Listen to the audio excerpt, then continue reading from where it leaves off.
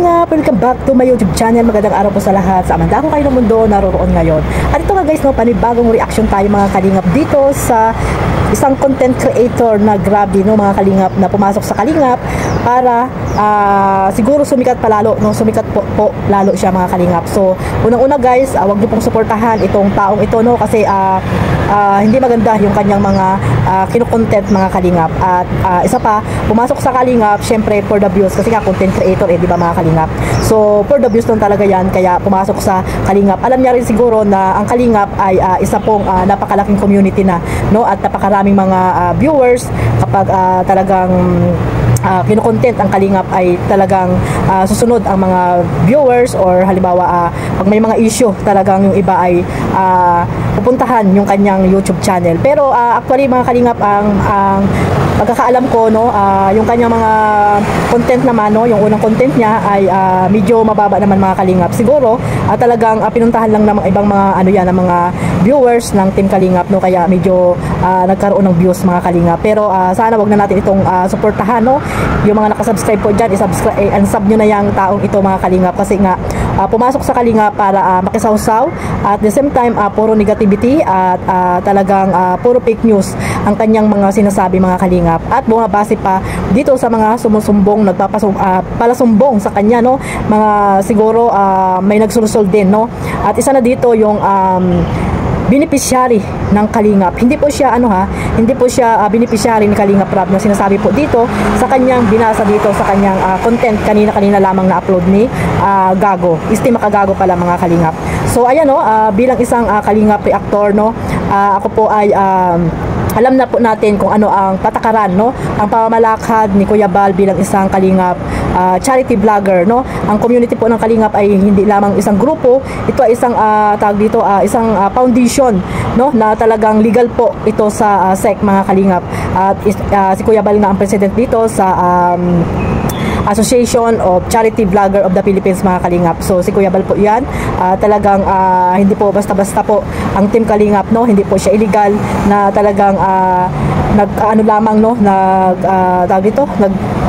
nagko-content mga Kalingap. So charity vlogger, no, mga Kalingap, sana po ay maintindihan po natin kung ano ba talaga ang ibig sabihin po niya, no. At si Kalingap Rob, Kuya Bal ay talagang may pusong pagtulong.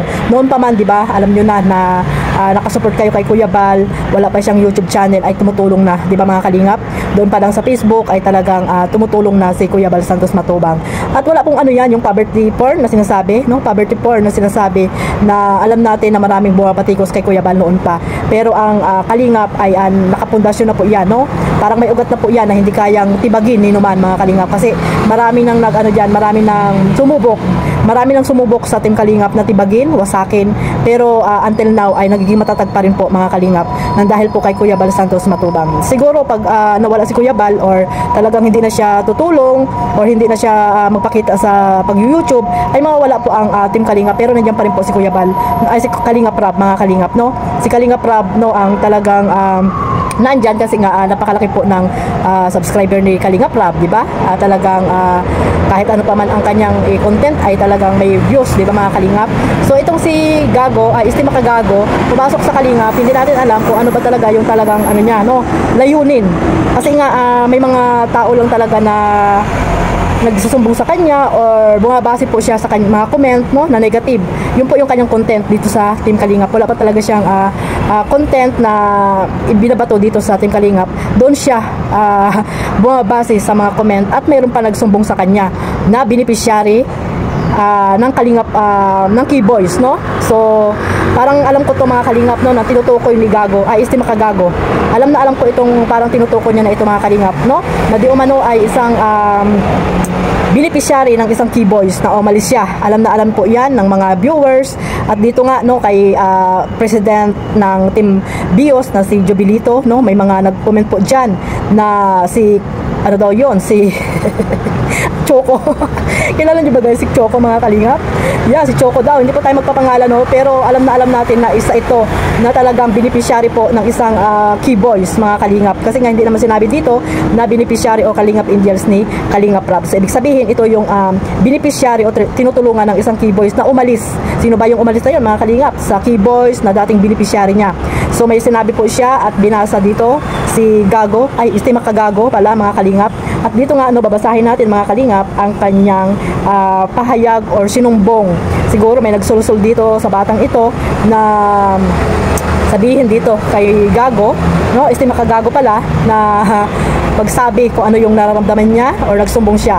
So ingat-ingat lang, baka pagdating ng panahon ay ikaw din ang tawag dito, ikaw din ang mapahamak, no? Ngayon okay lang, pero siguro pagdating ng panahon baka ikaw din ay mapahamak. Huwag ganyan, no?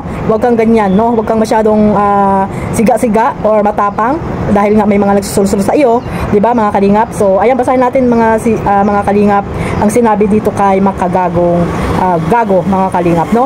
Huwag kang matakot sa kalingap. Huwag kang matakot sa kalingap po. Wow, gusto ko talaga ang sinabihan na huwag matakot sa kalingap. Don't mind them, puro lang naman sila salita. I'm ex-beneficiary ng kalingap. But but part of Kalingap Boys, not Kalingap Rab. O, di ba sa Kalingap Boys, alam na natin yun kung sino, di ba? Alam niyo yan mga kalingap kung sino. So, also ako yung umalis kasi ang toxic. Oo, natulungan ka nga, pero yung utang na loob ang mukha sa'yo. And yes, ako yung umalis cause of bashing. Yun, napakarami niyang basher, di ba? Napakarami niyang basher, kaya alam niyo po yan kung sino itong tinutukoy dito ni Gago na ito, no? Ayan po. Pero siya yung, cause of bashing, mismong si Kuya Bal nang bas sa akin, pero siya yung founder at ama ng kalingap na siya dapat ang magtatanggol sa nasasakupan niya, pero iba yung nangyayari. Siya mismo yung nambalahura sa akin. At kung anong tinawag sa akin, o di ba? Tawag ng Choco. Tinawag ng mga viewers ng Choco mga kalingap. Alam niyo na kung sino yan. At kung ano-ano tinatawag sa akin, wala akong kasalanan, no? Wala daw siyang kasalanan, nang dahil lang din sa love team. Kaya ako nabas kasi pilit nilang sinisiksik na may gusto ako doon, di ba? Mga kalingap, doon pa lang. Kilala niyo na mga kalingap. Ang sarap sabihin ang pangalan, no? Para grabe ka talaga. Ngayon, alam na namin kung sino ka. Kaya ingat-ingat lang, no? Baka pagdating ng araw ay ikaw din yung mapahamak, kaya nga sinasabi ko. So ayun, no? Scouter, ayan, no? Kaya ako nabas, pilit nilang sinisiksik na may gusto ako doon sa scouter ko, pero wala naman talaga kasi may BF naman ako. Buhaha, o, di ba? May boyfriend. Kasi may nagsabi talaga na may boyfriend yan. Kasi yan, ginagawa nila ako ng issue para lang mabas ako. Kaya mas pinili ko na lang umalis at gumawa ng sariling YT channel. O, di ba? Sino nagsulusol sa iyo, Ineng? Para magsumbong dito kay Makagago. Sino nagsulusol sa iyo? Yan ang tanong natin, no mga kalingap. So comment below mga kalingap kung sino yung tinutukoy ko dyan, or tama ba yung iniisip ko, kung siya ba talaga yan, no? Yung batang yan na dating beneficiary ng isang key boys na umalis. 'Di ba? Sa mga pa lang niya, sa mga sumbong pa lang niya ay nagpahalata na talaga na siya talaga yan mga kalingap. So ayan, no, suportahan po natin. Ang dapat natin suportahan, syempre ang Team Kalingap, Kuya Bal, Kalingap Rab, at itong Makagago na to, wag po natin suportahan, no? At puro content lang naman yan, ang puro negative ang kanyang mga content dyan, at mga tawag dito anti-Kalingap na mga comment, syempre galit sa Kalingap. Kaya may makukuha ka bang magandang comment sa kanila? Di ba? Wala, di ba mga Kalingap? So yan po yung content ngayon ni Makagago dito sa Kalingap, no? Yung mga comment ng mga anti-Kalingap, kasi nga hindi niya naman talaga kilala yung Team Kalingap kung paano po magtumulong, di ba mga Kalingap? Kaya ayun, kumukuha sa mga sumbong, kumukuha sa mga comment na negative. Kaya yun yung kanyang content ngayon sa Kalingap, kila Kuya Bal, Kalingap Rab. So wag natin pong suportahan yan si Gago, Estima Kagago, no? Wag natin suportahan yan mga Kalingap. So hanggang dito na lang po, at God bless us all. Mabuhay po ang Team Kalingap. Bye bye.